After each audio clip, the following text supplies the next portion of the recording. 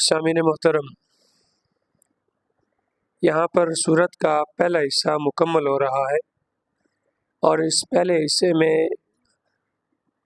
5 قوانین جہاد بیان کیے ہیں، اور سورت کو جو مرکزی دعویٰ ہے کہ انفال مال غنیمت اللہ کا ہے اور رسول اللہ کے حکم کے مطابق تقسیم کرے گا، اس کی اللہ نے 7 علتیں بیان فرمائیں۔ پھر آخر میں کفار پر عذاب نہ آنے کی 2 وجوہات ذکر کی کہ کفار پر، مشرکین عرب پر یکلخت عذاب کیوں نہیں آ رہا، اس کا تذکرہ فرمایا 2 وجوہات۔ ایک تو یہ کہ اللہ اس وقت تک کسی بھی قوم کو عذاب نہیں دیتے جب تک پیغمبر ان کے اندر موجود ہو، اور دوسری بات کہ وہ استغفار بھی کر رہے ہیں۔ یا تو وہ مشرکین مکہ مراد ہیں کہ جب بیت اللہ کا طواف کرتے ہیں تو اس وقت اللہ سے معافی مانگتے ہیں، یا استغفار کرنے والوں سے مراد ایمان والے ہیں جو مکہ میں رہ رہے ہیں اور وہ ہجرت کر کے باہر مدینہ نہیں پہنچ سکے، وہ مراد ہے۔ پھر اس کے بعد اگلی آیات میں عذاب آنے کی وجوہات بھی ذکر کی ہیں کہ عذاب کے مستحق بھی وہ ہے۔ عذاب کے کیوں؟ اس لیے کہ وہ ایمان والوں کو اور اللہ کے رسول کو مسجد حرام سے روکتے ہیں، انہیں اللہ کے گھر پہنچنے سے، اللہ کے گھر کی عبادت کرنے سے روکتے ہیں، حالانکہ وہ خود بھی اس مسجد کے متولی نہیں ہے۔ اس مسجد حرام کے متولی اور اس کے آل تو کون ہے؟ متقون، پرہیزگار ہیں، شرک سے بچنے والے ہیں، ایمان والے ہیں۔ اور یہ تو کیا ہے؟ خود مشرک ہیں، شرک کرتے ہیں۔ ایک دوسری وجہ کہ خود اللہ سے یہ دعا کرتے ہیں کہ اللہم ان کان ھذا ھو الحق من عندک، اللہ یہ پیغمبر اگر تیری طرف سے کیا ہے؟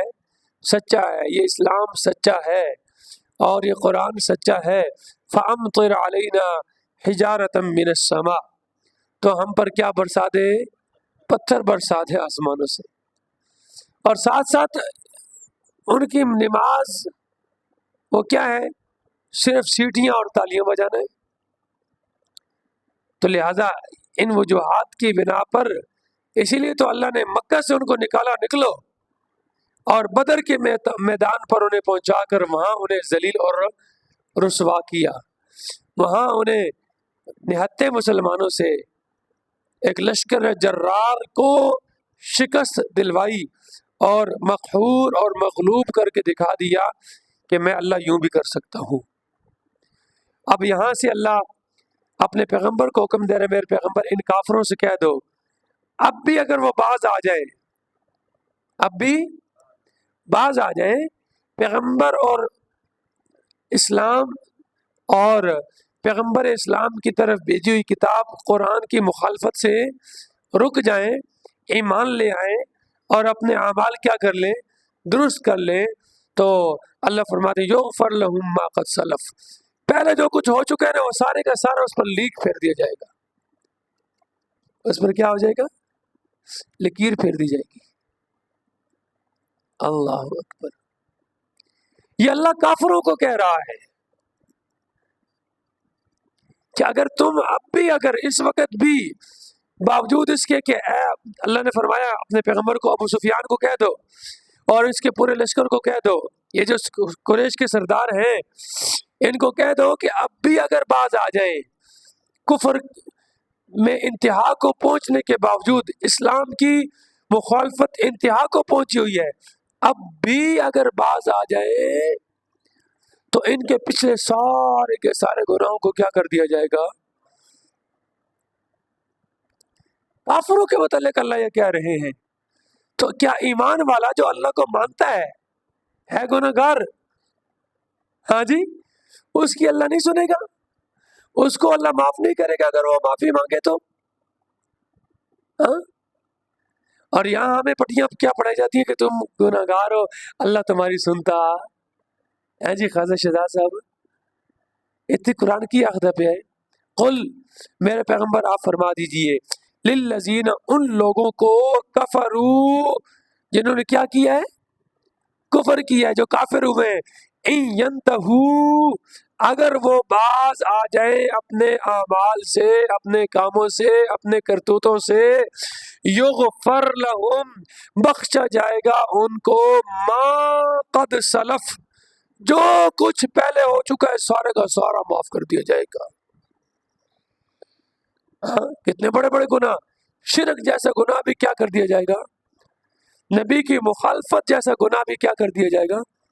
نبی کے ساتھ جنگ کرنے والے، نبی کے دیکھو نا ابو سفیان کی قسمت میں اللہ نے ایمان لکھا تھا نا. ہاں، فتح مکہ کے موقع پر کیا ہو گیا، سب سے بڑا دشمن تھا، سب سے بڑا.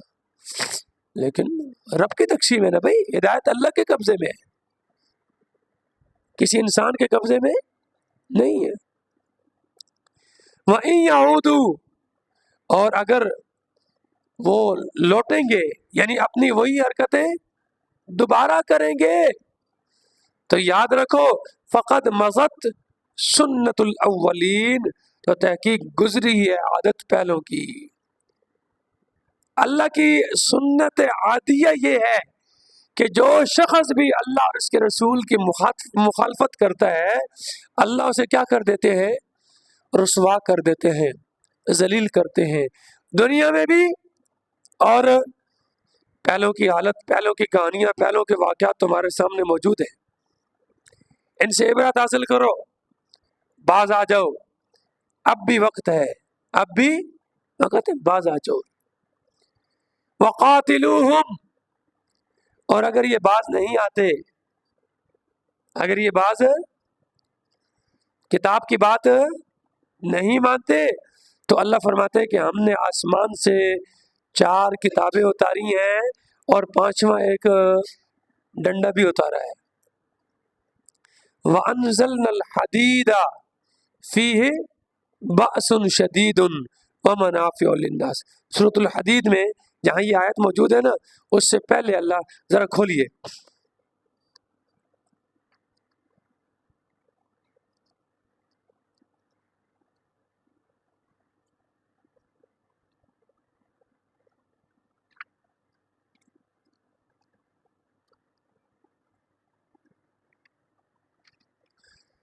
ستائیسواں سپارہ ہے جی،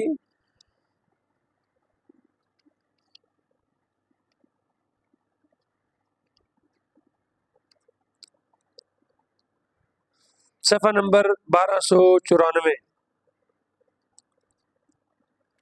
صفحہ نمبر 12، 27ویں سپارے کی آخری صورت ہے، 19واں رکوع ختم ہونے والا ہے.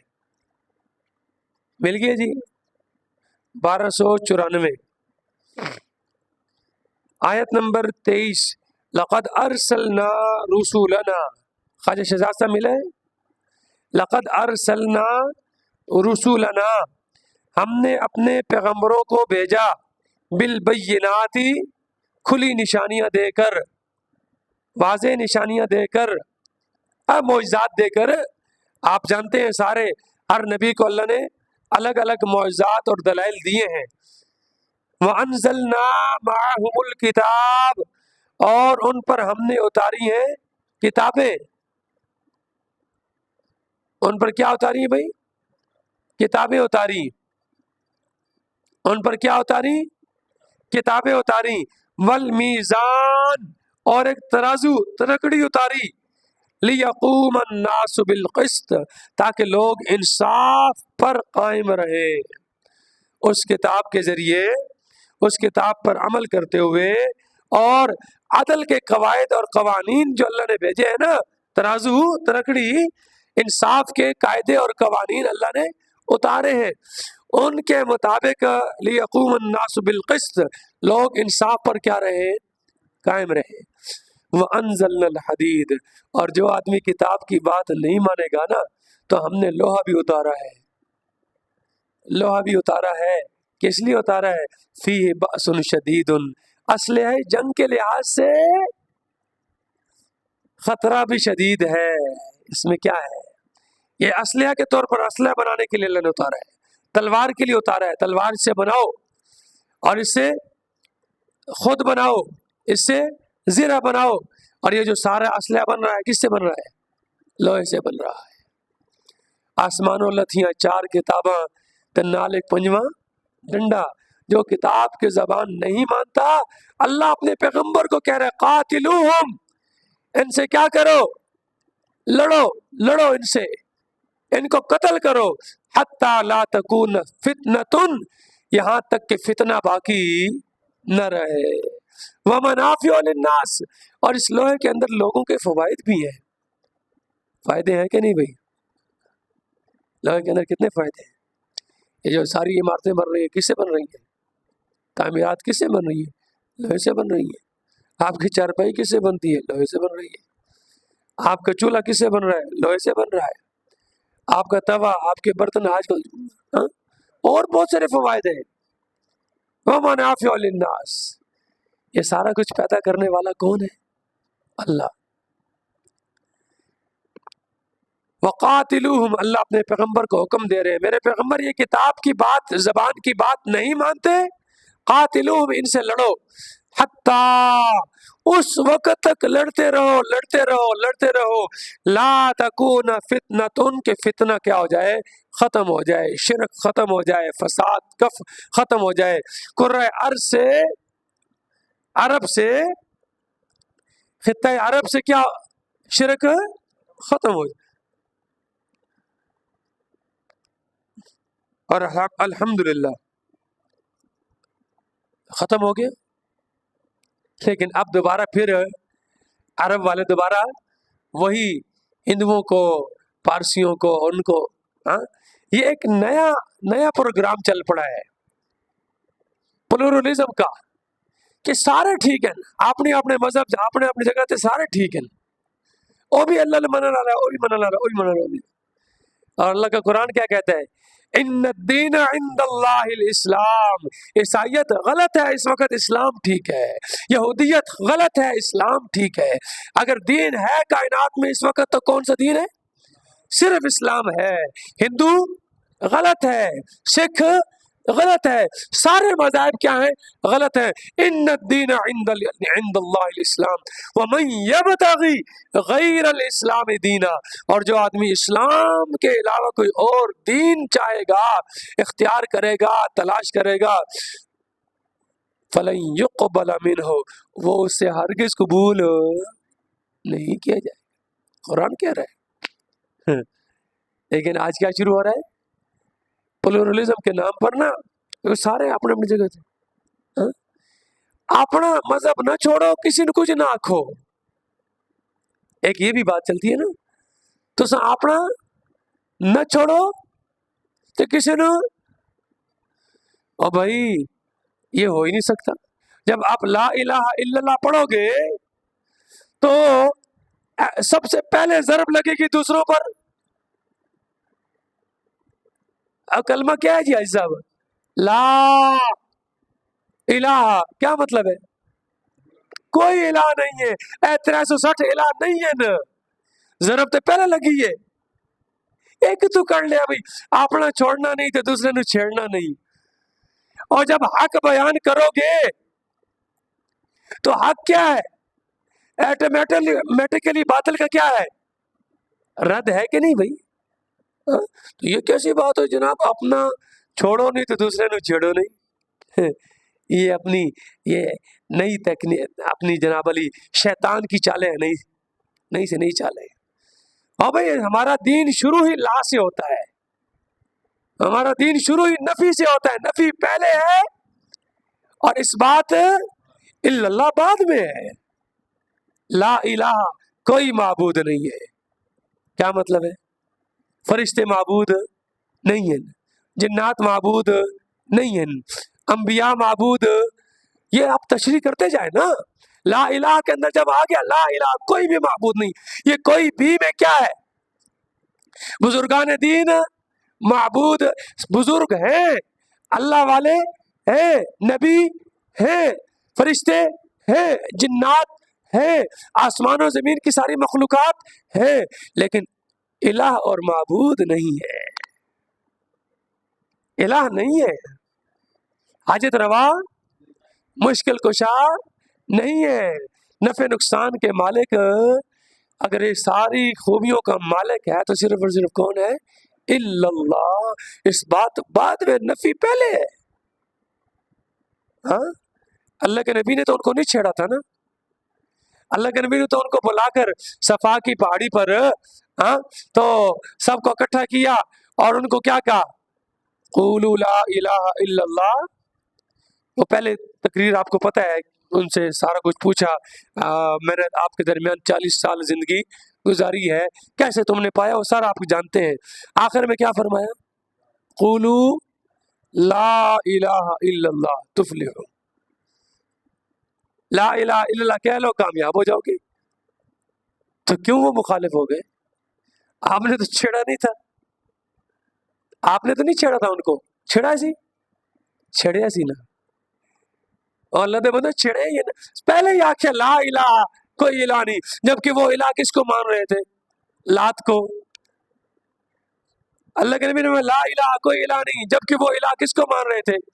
عزا کو، حبل کو، ابراہیم کو، اسماعیل کو، منات کو، ہاں ود کو، سوا، یغوث، یعوق، نصر، 360 انہوں نے بیت اللہ کے اندر نصب کر رکھے تھے، اور اللہ کے نبی نے سب سے پہلی ضرب لگائی لا الہ، کوئی الہ نہیں ہے الا اللہ۔ کون ہے؟ تو یہی تو انہوں نے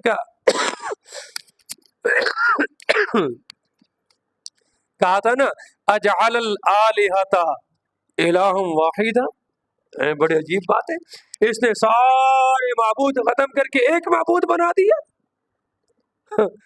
انہوں نے ہواؤں کا الگ بنایا ہوا تھا، بارشوں کا الگ بنایا ہوا تھا، قسمت والا الگ، بیٹے دینے والا الگ، ہاں روزی دینے والا الگ، موت دینے والا الگ، سارا الگ الگ۔ اور یہاں یہ کیا کہہ رہا ہے؟ لا الہ، یہ لا الہ الا اللہ ساڑا کوئی نہیں پکیا، یہ لا الہ الا اللہ مطلب ہے کہ روزی دینے والا اس تو سوا کوئی بھی نہیں ہے، یہ لا الہ الا اللہ مطلب۔ یہ لا الہ الا اللہ کا مطلب ہے کہ عزت اس کے سوا کسی کے اختیار میں نہیں ہے۔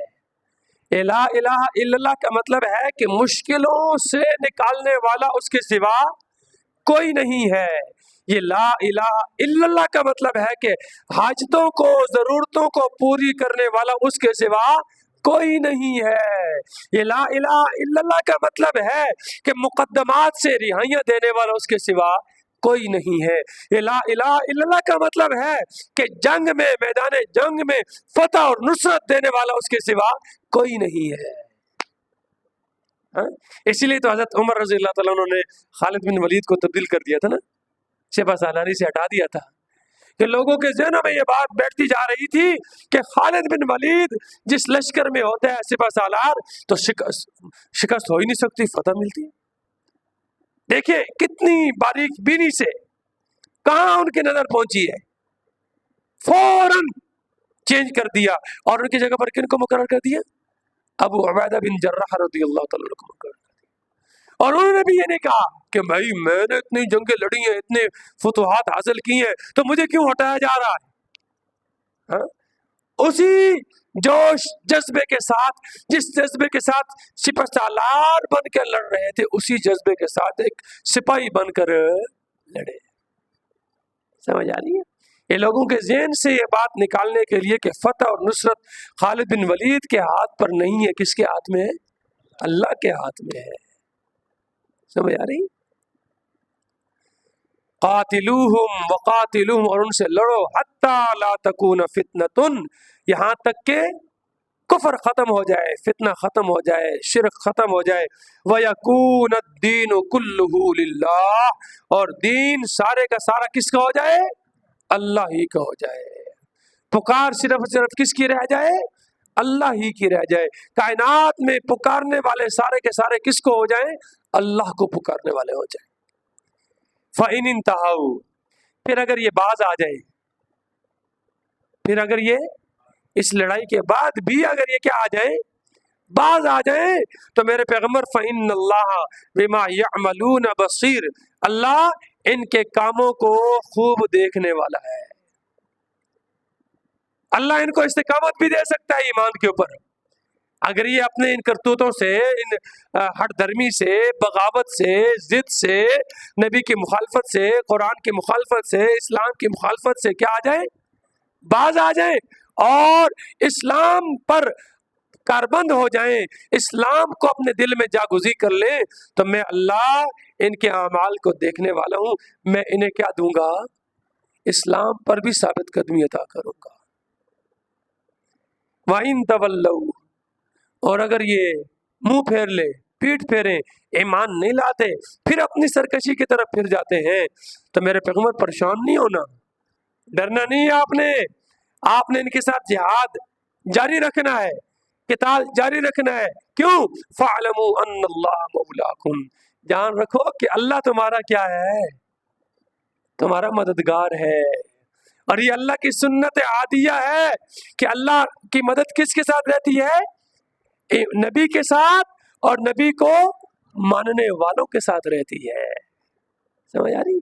नेअमल मौला व नेअमन नसीर, क्या ही खूब मौला है, हाँ, क्या ही खूब मददगार है, क्या ही खूब हिमायती है, क्या ही खूब कारसाज है, काम बनाने वाला है, बिगड़ियां बनाने वाला है, हाँ?